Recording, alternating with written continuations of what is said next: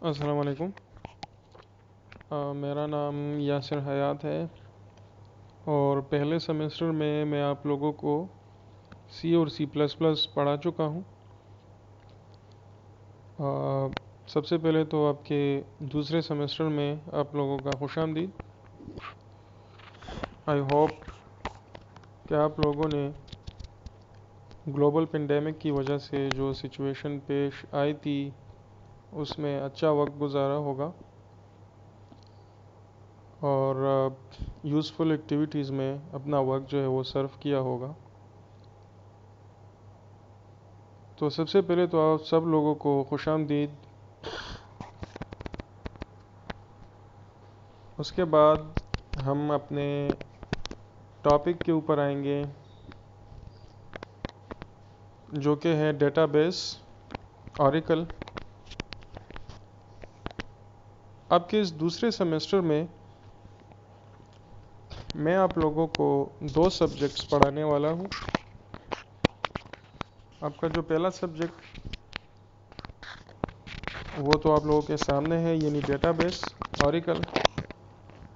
और जो दूसरा सब्जेक्ट आप लोगों को मैं पढ़ाने वाला हूँ वो है e commerce and web technologies, जो कि इंशाल्लाह हम इसके बाद स्टार्ट करेंगे जब ये सब्जेक्ट ख़त्म हो जाएगा। अच्छा, डेटाबेस पढ़ाने से पहले एक और चीज़ भी मैं आप लोगों को क्लियर कर दूं कि यही डेटाबेस के जो बेसिक कंसेप्ट्स हैं ये आपको खालिद साहब भी पढ़ाएंगे, लेकिन वो आपको एमएस एक्सेस उसके साथ जो है वो पढ़ाएंगे, जबकि हम लोग यहाँ पे ऑरिकल पढ़ेंगे। अच्छा, ऑरिकल और एमएस एक्सेस क्या है? तो ये असल में डेटाबेस मैनेजमेंट सिस्टम्स हैं और आपका जो एमएस एक्सेस है वो सारा का सारा ग्राफिकल यूज़र इंटरफेस में है, जीयूआई में है। आई होप आप लोग जीयूआई का मतलब समझते होंगे। फर्स्ट सेमेस्टर में आपने डिटेल के साथ ये चीज़ें पढ़ी हुई हैं। और जहाँ तक ताल्लुक़ है ऑरिकल का, तो ऑरिकल जो है वो CLI में है, यानी कमांड लाइन इंटरफेस। यानी इसमें सारी की सारी कोडिंग है। तो सबसे पहले हम डेटाबेस के कुछ प्राइमरी कंसेप्ट जो है वो पढ़ेंगे, उसके बाद हम ऑरिकल के ऊपर शिफ्ट होंगे और इंशाल्लाह फिर डिटेल के साथ हम ऑरिकल के ऊपर गुफ्तगू भी करेंगे कि ऑरिकल आखिर में चीज़ क्या है। तो चलिए शुरू करते हैं। अच्छा, सबसे पहले हम डेटाबेस की ब्रीफ डेफिनेशन करेंगे कि डेटाबेस असल में चीज़ क्या है। लेकिन उससे पहले आप लोगों को पता है कि डेटा क्या चीज़ है। Collection of raw facts and figures होते हैं हमारे पास डेटा। और इंफॉर्मेशन क्या है वो भी आप लोगों को पता है। The processed form of data is called information.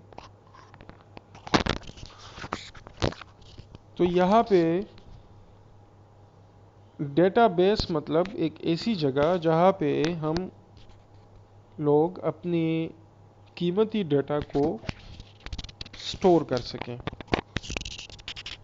एक ऐसी जगह जहाँ पे हम लोग अपने डेटा को स्टोर कर सकें ऑर्गेनाइज तरीके से, यानी लार्ज डेटा को, तो उसको हम डेटाबेस कहेंगे।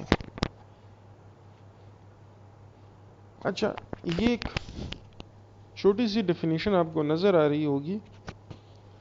ये मार्टन की डेफिनेशन है जो कि उसने 1981 में डेटाबेस से मुताल्लिक दी थी। इस डेफिनेशन की रूह से अ database is a shared collection of interrelated data designed to meet the needs of multiple types of end users। अच्छा, अगर इस डेफिनेशन के ऊपर हम नज़र दौड़ाएं तो इसमें हमें तीन चीज़ें नज़र आती हैं। एक तो है शेयर्ड कलेक्शन, यानी ये वाला,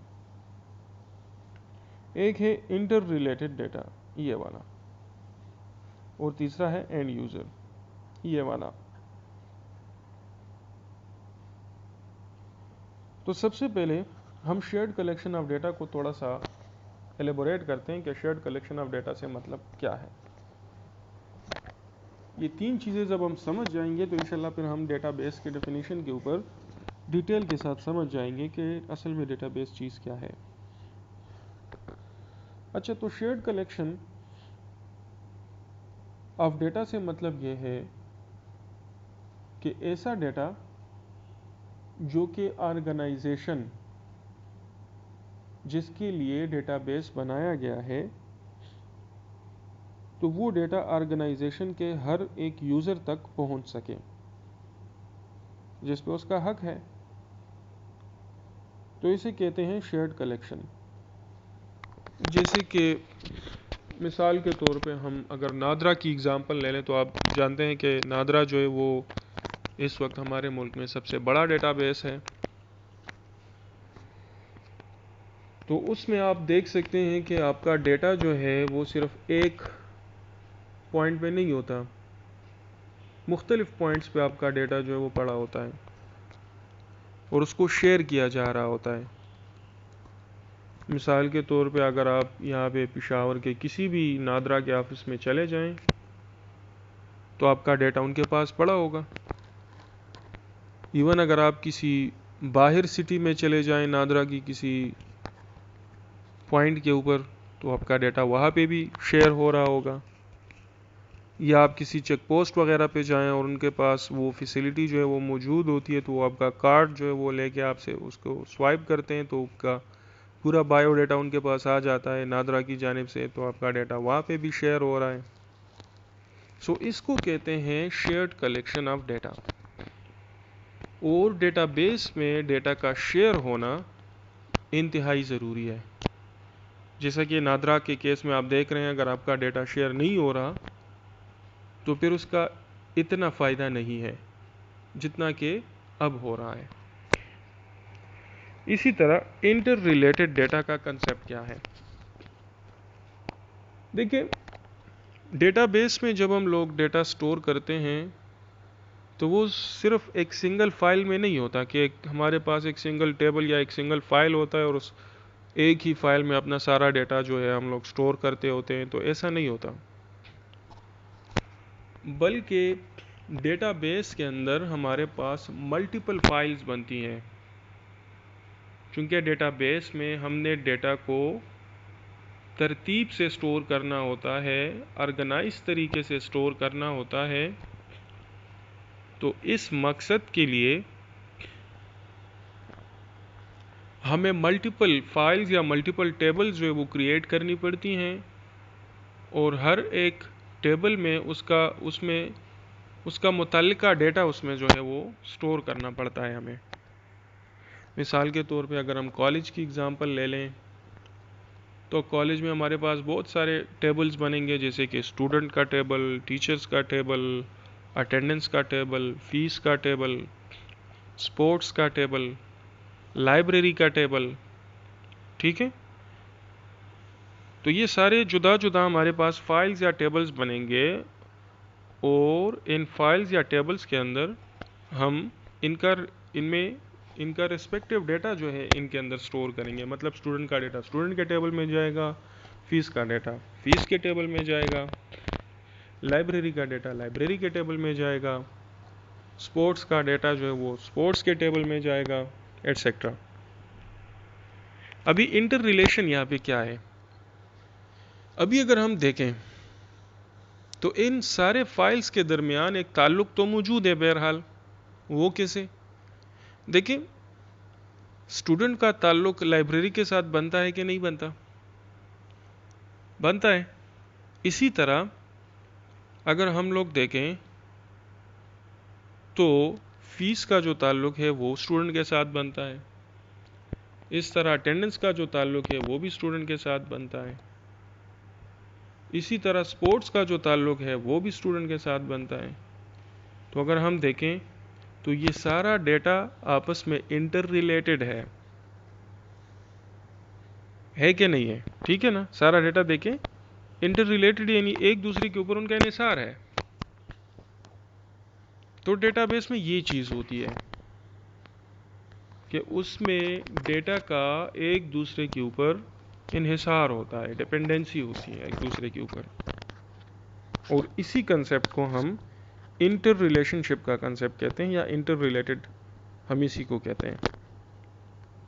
अच्छा, जो तीसरी चीज़ मैंने आपको इस डेफिनेशन के अंदर समझानी है वो है एंड यूज़र से मुताल्लिक। तो एंड यूज़र्स के मुताल्लिक क्या कहा जा रहा है? Designed to meet the needs of multiple types of end user. तो सबसे पहले तो हमें एंड यूज़र को जानना चाहिए कि एंड यूज़र आखिर में है कौन। अच्छा, जो एंड यूज़र है ये हमारे पास एक ऐसा यूज़र होता है जो कि सिर्फ़ और सिर्फ किसी सॉफ्टवेयर को यूज़ कर सकता होता है, उसको सिर्फ इस्तेमाल करना जानता होता है। उसको इस सॉफ्टवेयर्स की टेक्निकलिटीज़ का पता नहीं होता कि ये कितना टेक्निकल है या क्या है, किस तरह बना है। जैसे मिसाल के तौर पे आप लोग देखें, व्हाट्सएप भी यूज़ कर रहे हैं, आप लोग फेसबुक भी यूज़ कर रहे हैं, आप किसी वेबसाइट पे जाके उसको आसानी के साथ यूज़ कर रहे होते हैं। आपके पास कोई सॉफ्टवेयर होता है, उसको आप आसानी के साथ यूज़ कर रहे होते हैं, लेकिन आपको तो उसकी टेक्निकलिटीज़ का तो कुछ इल्म नहीं है ना, कि किस तरह बना है, किस उसूल के ऊपर काम करता है, कैसे काम करता है, ये तो आप लोगों को पता नहीं होता। आप तो सिर्फ बेसिक कुछ प्राइमरी ट्रेनिंग करके बैठ के उसको आसानी के साथ यूज़ करते हैं बस। So you people are end users for that particular type of a software. तो उस सॉफ्टवेयर के लिए आप एंड यूज़र्स हैं, क्योंकि आप उसको सिर्फ इस्तेमाल करना जानते हैं। तो एंड यूज़र तो ऐसे बोलते हैं, ये तो आपको क्लियर होना चाहिए। तो अभी ये तीन चीज़ें समझने के बाद, यानी shared collection of data, inter relationship of data या इंटर रिलेटेड डेटा, और एंड यूज़र, इसके बाद अभी हम इस काबिल हो चुके हैं कि हम डेटाबेस की डेफिनेशन को समझ सकें। तो अभी जब हम दोबारा इस पर नज़र दौड़ाते हैं, a database is a shared collection of inter related data designed to meet the needs of multiple types of end user. यानी डेटाबेस एक इस किस्म का शेयर्ड कलेक्शन ऑफ डेटा का नाम है जो कि ऑर्गेनाइजेशन के सारे यूज़र्स के दरमियान, यानी वैलिड यूज़र्स के दरमियान शेयर हो रहा हो, और उसमें जो हमारे पास मुख्तलिफ़ किस्म के फ़ाइल्स बन रहे हैं, उसमें जो डेटा पड़ा होता है, उन डेटा का एक दूसरे के ऊपर इन्हिसार होना लाजमी है। और इसके साथ साथ इसको इस तरीके से डिज़ाइन किया जाएगा कि ये आपके एंड यूज़र्स के ज़रूरियात को पूरा कर सके, क्योंकि at the end of the day हमें तो एंड यूज़र्स को ही हायर करना पड़ेगा सॉफ्टवेयर्स के ऊपर काम करने के लिए।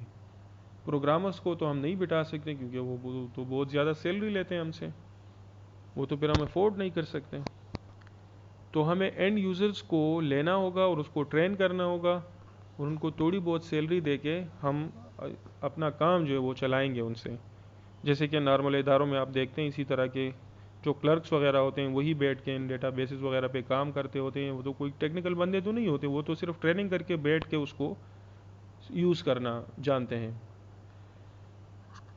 तो ये डेटाबेस का असल फ़ायदा हमारे पास यही है कि उसको इस तरीके से डिज़ाइन किया जाएगा कि वो एंड यूज़र की ज़रूरियात को पूरा कर सके, तो फिर वो आपका कास्ट जो है वो कम करेगा। वाई वी यूज़ डेटाबेस, या हम कहते हैं various advantages of a database system. तो ये एक ही बात है, क्योंकि इन ही एडवांटेजेस की वजह से हम डेटाबेस को यूज़ करते हैं। तो वो क्या एडवांटेजेस हैं जो कि हमें मजबूर करती हैं डेटाबेस को यूज़ करने के ऊपर? तो एक एक करके हम उसको डिटेल के साथ अभी देखते हैं। तो सबसे पहले है रिड्यूस्ड रिडंडेंसी। रिडंडेंसी बेसिकली कहते हैं डुप्लीकेशन को। अच्छा, तो duplication in a database system is very minimal. Database जो आपका सिस्टम है उसमें डुप्लीकेशन जो है वो बहुत ज़्यादा मिनिमल होती है, रिड्यूस्ड होती है, कम होती है। वो क्यों होती है? वो इंटीग्रेशन की वजह से होती है। ठीक है ना। इंटीग्रेशन क्या है? इंटीग्रेशन है इंटर रिलेशनशिप ऑफ डेटा, जो डेटा का एक दूसरे के ऊपर इन्हिसार है। इस वजह से जो आपकी रिडंडेंसी है या डुप्लीकेशन है किसी भी टेबल के अंदर या डेटाबेस के अंदर, वो कम होती है। मैं आपको एक छोटी सी मिसाल यहाँ पे देता हूँ। देखिए, अगर हम एक कॉलेज की एग्ज़ाम्पल ले लें और हमारे पास मिसाल के तौर पे एक टेबल है स्टूडेंट का और हमारे पास एक दूसरा टेबल है लेट्स से लाइब्रेरी का, ठीक है। तो अभी एक स्टूडेंट अगर जाके लाइब्रेरी से कोई बुक बारो करता है तो लाइब्रेरी वाला क्या काम करेगा, वो डेटाबेस में जो लाइब्रेरी का टेबल है वो ओपन करेगा और वो बुक की सारी इंफॉर्मेशन वहाँ पे रिकॉर्ड करेगा। लेकिन वो स्टूडेंट की सारी इंफॉर्मेशन वहाँ पे रिकॉर्ड नहीं करेगा कि वो उसका नाम, उसका फादर नेम, उसका कॉन्टैक्ट नंबर, उसका एड्रेस और ये सब कुछ, क्योंकि ये सब इंफॉर्मेशन ऑलरेडी स्टूडेंट के टेबल में जो है वो पहले से रिकॉर्ड किया गया है। इसको वो रजिस्टर्ड स्टूडेंट है तभी वो जाके लाइब्रेरी से बुक ले रहा है। समझ आ रही मेरी बात? तो उसका डेटा स्टूडेंट के टेबल में पड़ा हुआ है, तो लाइब्रेरियन को कोई ज़रूरत नहीं है कि वो फिर से इस स्टूडेंट का डेटा लाइब्रेरी के टेबल में रिकॉर्ड करे। तो वो क्या करेगा, बुक की इंफॉर्मेशन तो उसने लिख ली है, तो अभी वो क्या करेगा, वो सिर्फ इतना करेगा कि इस स्टूडेंट की जो ये एक यूनिक कैरेक्टरिस्टिक है वो वहाँ पे रिकॉर्ड करेगा, जैसे कि इसका रजिस्ट्रेशन नंबर हो गया, बस सिर्फ ये एक चीज़। तो देखिए, मैंने आपको कहा था कि रिड्यूस्ड रिडंडेंसी मतलब रिडंडेंसी को कम किया जाता है, बिल्कुल तो ख़त्म नहीं किया जा सकता ना, कि ठीक है ये रजिस्ट्रेशन नंबर जो है ये तो डुप्लीकेट हो जाएगा, लेकिन ये ज़रूरी है, इसके बगैर तो काम ही नहीं चलता फिर। तो उस रजिस्ट्रेशन नंबर जो यहाँ पे रिकॉर्ड किया गया है लाइब्रेरी के टेबल में, इसका ताल्लुक बनता है किससे, स्टूडेंट के टेबल में जो रजिस्ट्रेशन नंबर है।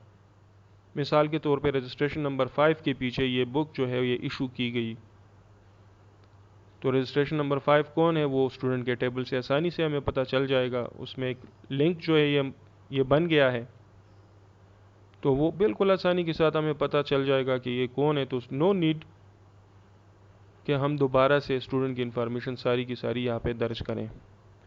तो इसको कहते हैं रिड्यूस्ड रिडंडेंसी। तो डेटाबेस इस चीज़ को के ऊपर ओवरकम करता है और आपके लिए रिडंडेंसी या डुप्लीकेशन का जो लेवल है ये बहुत हद तक ये कम कर देता है।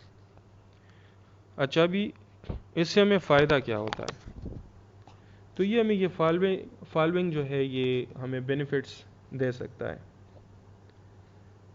सेविंग आवर टाइम, एक तो ये कि ये हमारा वक्त जो है वो बचाएगा, हमारी एफर्ट्स बचाएगा और हमारा स्पेस बचाएगा। वो कैसे, हमारा वक्त कैसे बचाएगा? देखिए, जैसे अभी मैंने आपको कहा, अगर एक स्टूडेंट जाता है और वो लाइब्रेरी से 5 बुक्स उठाता है, ठीक है, तो लाइब्रेरियन हर एक बुक के सामने उसकी सारी की सारी इंफॉर्मेशन रिकॉर्ड नहीं करेगा, जैसे कि उसका name, father name, contact, address, etcetera etcetera etcetera, बल्कि वो उसका सिर्फ रजिस्ट्रेशन नंबर रिकॉर्ड करेगा। तो क्या ये वक्त की बचत नहीं हुई? हुई ना। तो ये हमारे पास हो गई सेविंग आवर टाइम, एफर्ट्स। दूसरी बात, एफर्ट्स, हमारी एफर्ट्स भी बचती हैं। वो कैसे? देखें, जहाँ तक बात कर रहे हैं हम एफर्ट्स की, तो इसका मतलब ये है कि अगर आप लाइब्रेरियन के पास, या मिसाल के तौर पे आपका नाम जो है गलत लिखा गया है डेटाबेस के अंदर, आपका नाम जो है मोहम्मद अली ख़ान है और आपका नाम सिर्फ अली ख़ान लिखा गया है, तो आप कंप्लेंट करोगे, आप जाओगे, आप कहोगे कि यार मेरा नाम जो है वो गलत है, तो वो क्या काम करेगा, सिर्फ स्टूडेंट के टेबल में आपका नाम चेंज किया जाएगा, अली ख़ान से मोहम्मद अली ख़ान किया जाएगा। बाकी जो लाइब्रेरी का टेबल है उसमें आपकी सारी की सारी इन्फॉर्मेशन रिकॉर्ड नहीं हो रही, वहाँ पे तो सिर्फ रजिस्ट्रेशन नंबर है, वो तो इसी नाम को एक्सेस करेगा। तो मतलब लाइब्रेरी के टेबल में ऑटोमेटिकली वो चेंजेस करेक्ट हो गई। इस तरह फ़ीस के टेबल में भी ये चेंजेस करेक्ट हो गई। इस तरह स्पोर्ट्स के टेबल में भी ये चीज़ें करेक्ट हो गई, क्योंकि वह उन सारे टेबल्स में आपका सिर्फ रजिस्ट्रेशन नंबर रिकॉर्ड किया जाएगा जिनका ताल्लुक डायरेक्टली इस स्टूडेंट टेबल के रजिस्ट्रेशन नंबर के साथ होगा। तो इसका मतलब कि हमारी एफर्ट्स भी बच गई, और इसी तरह हमारा स्पेस भी बचेगा, कंप्यूटर का स्पेस भी बचेगा। वो कैसे? देखिए, अगर कोई बंदा 5 बुक्स लेता है तो उसका, अगर हमारे पास इंटर रिलेशनशिप ना हो तो उसका नाम जो है वो 5 मरतबा रिकॉर्ड किया जाएगा हर एक बुक के सामने। अगर कोई 10 बुक्स लेता है तो उसका नाम 10 टाइम्स रिकॉर्ड किया जाएगा हर एक बुक के सामने। तो ये तो बहुत मुश्किल हो जाएगा हर एक स्टूडेंट के लिए, कितनी डुप्लीकेशंस होंगी, तो ये कितना स्पेस हमसे लेगा। लेकिन डेटाबेस में तो ऐसा नहीं होता ना, जैसे अभी मैंने आपको समझाया, एक ही जगह पे जो है मेन डेटा होता है, बाकी चेंजेस वो खुद वहाँ पे रिप्लिकेट हो जाती हैं, तो ये हमारा स्पेस भी बचा लेती हैं। जो दूसरा पॉइंट है यहाँ पे वो है इंक्रीज कंसिस्टेंसी, यानी दुरुस्तगी का जो लेवल है, डेटा की दुरुस्तगी का जो लेवल है वो डेटाबेस में हमारे पास इंक्रीज होता है, ज़्यादा होता है। वो क्यों? Owing to reduced redundancy, the consistency of data is automatically increased. जब हमारे पास डुप्लीकेशन का लेवल कम होता है डेटाबेस में, तो कंसिस्टेंसी का लेवल या दुरुस्तगी का लेवल ऑटोमेटिकली टॉप के ऊपर जाता है। मिसाल के तौर पे अगर आपको कोई बंदा आया और आपको कहे जनाब कि मेरा नाम मोहम्मद अली ख़ान है, अली ख़ान नहीं है, तो आपने क्या करना है, ये चेंज आपने सिर्फ एक टेबल में करना है, स्टूडेंट के टेबल में। बाकी जो लाइब्रेरी का टेबल है उसमें रजिस्ट्रेशन नंबर रिकॉर्ड किया जा रहा है, जो फीस का टेबल है उसमें भी स्टूडेंट की पूरी इन्फॉर्मेशन नहीं, सिर्फ रजिस्ट्रेशन नंबर रिकॉर्ड किया जा रहा है। जो आपका स्पोर्ट्स का टेबल है तो उसमें भी स्टूडेंट की सारी इन्फॉर्मेशन नहीं, बल्कि सिर्फ रजिस्ट्रेशन नंबर को रिकॉर्ड किया जा रहा है। समझ आ रही मेरी बात? तो मतलब आपका सिर्फ रजिस्ट्रेशन नंबर हर जगह पे रिकॉर्ड किया जा रहा है, और आपका जो एक्चुअल डेटा है वो तो स्टूडेंट के टेबल में पड़ा हुआ है। तो चेंज हमने सिर्फ एक जगह के ऊपर करना है, और वही चेंज आपके सारे टेबल्स में ज़ाहिर होगा, क्योंकि आपके सारे टेबल्स डेटा के लिए इसी टेबल को एक्सेस कर रहे हैं। तो यहाँ पे देखें, जब रिडंडेंसी या डुप्लीकेशन कम हुई है तो इसकी वजह से कंसिस्टेंसी का लेवल जो है वो खुद ब खुद हाई हो गया।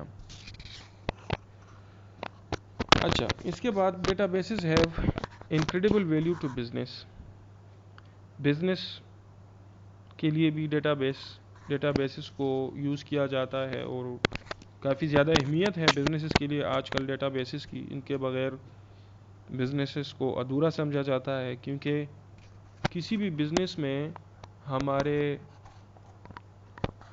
पैसे से भी ज़्यादा हमारा डेटा अहम होता है, क्योंकि हम सब कुछ तो डेटा के ऊपर बेस करता है आजकल। ठीक है ना? जैसे मिसाल के तौर पे आप बैंक्स की एग्जांपल ले लें, तो बैंक्स में अगर हम देखें तो ये तो सारी वैल्यूज़ होती हैं वहाँ पे, एक्चुअल पैसा तो कोई और कहीं और पड़ा होता है। जब हम ट्रांजैक्शंस वगैरह करते हैं तो ये तो वैल्यूज़ ट्रांसफ़र होती रहती हैं, डेटा ट्रांसफ़र होता रहता है। तो मतलब अगर ये डेटा गलत हो गया तो देखिए आपको कितना नुकसान हो जाएगा। समझ आ रही मेरी बात ना?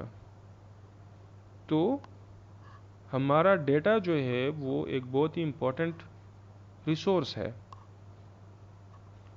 तो बिजनेसेस के लिए डेटाबेसेस की अहमियत बहुत ज़्यादा है, और डेटाबेसेस आपके बहुत सारे डेटा को सपोर्ट कर सकते हैं। Very important technology for supporting operations, बहुत सारे ऑपरेशंस को सपोर्ट करने के लिए ये एक बहुत अच्छी टेक्नोलॉजी है। Vastly superior to file processing system, जो पुराने हमारे पास प्रोसेसिंग सिस्टम थे जो कि जिसमें इंटीग्रेशन नहीं थी, मतलब जिसमें इंटर रिलेशनशिप ऑफ डेटा नहीं था, जिसमें शेयरिंग नहीं थी। देखिए डेटाबेस की मेन दो प्रॉपर्टीज़ हैं, एक है शेयरिंग और एक है इंटीग्रेशन। शेयरिंग तो आपको पता है, अभी मैंने एग्जांपल भी दी, और इंटीग्रेशन मतलब वही फाइल्स का या डेटा का एक दूसरे के ऊपर इन्हिसार करना। ये दो प्रॉपर्टीज़ है डेटाबेस की, अगर ये नहीं है तो फिर वो डेटाबेस भी नहीं है। तो पुराने जो सिस्टम थे उनमें ये चीज़ें नहीं थी, ना उनमें इंटीग्रेशन थी और ना शेयरिंग थी, तो वो फाइल प्रोसेसिंग सिस्टम इनको कहा जाता है पुराने। तो ये इनसे कई ज़्यादा बेहतर है हमारे पास। Businesses cannot survive without quality data about their internal operation and external environment। ठीक है, इनके बगैर बिजनेसेस जो है वो फिर सरवाइव नहीं कर सकती। Foundation data concept, abstract concepts. अच्छा, यहाँ पे कुछ बेसिक कंसेप्ट्स हैं, तो वो पहले ज़रा हम देख लेते हैं, जो कि आगे जाके फिर हम फ्रीक्वेंटली इन चीज़ों को यूज़ करेंगे। तो इनमें सबसे पहले जो बारी आती है वो है एंटिटी की। Now what is entity? An entity is the name of a person, place, object, or even stored as a record or a table row। मतलब anything about which we are willing to store data is called an entity। हर वो चीज़ जिससे related हम data को store करने के लिए willing हो, तो वो हमारे पास एंटिटी कहलाती हैं। मिसाल के तौर पे जो भी प्रीवियस मैंने आपको एग्जांपल दी, जैसे कि स्टूडेंट इज़ एन एंटिटी। क्यों? क्योंकि किसी कॉलेज में जब आपको डेटाबेस को बनाने के लिए कहा जाएगा, तो मतलब वहाँ पे जो स्टूडेंट है वो उनके लिए एंटिटी है, क्योंकि उससे रिलेटेड आप डेटा को स्टोर करना चाहेंगे। हर वो चीज़ जिससे रिलेटेड आप डेटा को स्टोर करना चाहेंगे अपने साथ, तो वो आपके लिए एंटिटी होगा। तो student is an entity for a college. A patient is an entity for an hospital. A product is an entity for a company. और इसी तरह ये वेरी करता है, डिफरेंट ऑर्गेनाइजेशन के लिए डिफरेंट चीज़ें जो है वो एंटिटीज़ होंगी। ठीक है, एंटिटी को रिप्रेजेंट किया जाता है एक रेक्टेंगल सिंबल से, और इसके अंदर हम एंटिटी का नाम लिखते हैं, जैसे स्टूडेंट या पेशेंट या टीचर।